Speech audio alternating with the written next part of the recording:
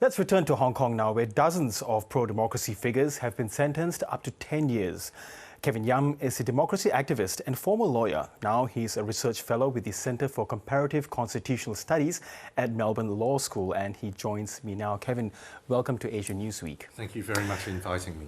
Now, many of these 45 pro-democracy activists and politicians, you've described some of them as friends and comrades. Can you tell us what was going through your mind when you heard that they were sentenced, and was it something that you expected? I was actually at a lunchtime seminar when the sentencing was announced, and it was really devastating. And as soon as that seminar was over, I literally had to leave and find a quiet corner for a bit of a sob. As to whether the sentencing was expected, I don't like to think about it in that way, because I think once you talk about expectations, you fall into the trap of the Chinese Communist Party, because there's been this narrative in recent days that, the sentencing is not as bad as everyone thought it might be. That's the implication of that, is that for something like this, there is a reasonable range of sentencing. No, there isn't. Even 1 second is too much in terms of these people being in jail. They should never have been arrested, never have been charged, never have been convicted, never have been sentenced. And do you believe that the magnitude of the sentencing sends a message to Hong Kong people?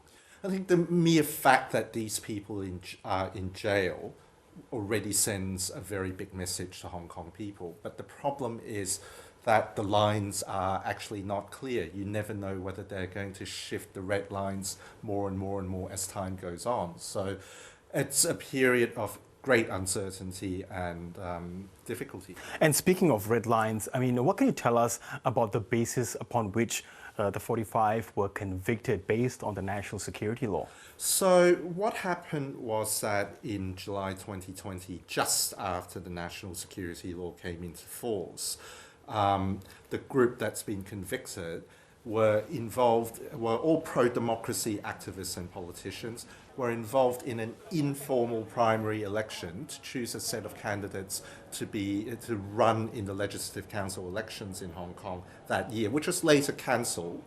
But the point was that the candidates, many of them were promising that if the pro-democracy forces were ever to get a majority within the Legislative Council, they would block the budget until the government relents on democratization. So basically, they were trying to work within Hong Kong's constitutional system, dealing with the Legislative Council, and there are provisions within Hong Kong's mini-constitution, the Basic Law, about how to deal with budgetary deadlocks in the legislature.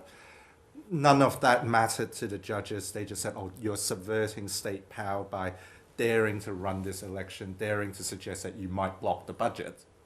Kevin, tell me, what do you think about how Hong Kong can even maintain any semblance of democracy when you've got the most influential pro-democracy activists, politicians like Joshua Wong, Claudia Mo, and then of course Jimmy Lai, the media mogul, founder of Apple Daily, facing trial. He's already in prison. What hope is there for democracy in Hong Kong? Well, it's obviously very difficult times, and that at the moment it's fair to say that a lot of people are lying low, and that obviously there are those of us who are now overseas who are continuing to speak out on the issues. But to use an analogy that is often applied to Hong Kong in recent years, and this whole idea that there are nails in the coffin when it comes to Hong Kong's one country, two systems, or as an international city and all that, I think China needs to be careful, because they've now put so many nails into this coffin that the structural integrity of this coffin is now in question, and it's only a matter of time that the timber in the coffin is going to be loose enough that we can all break free.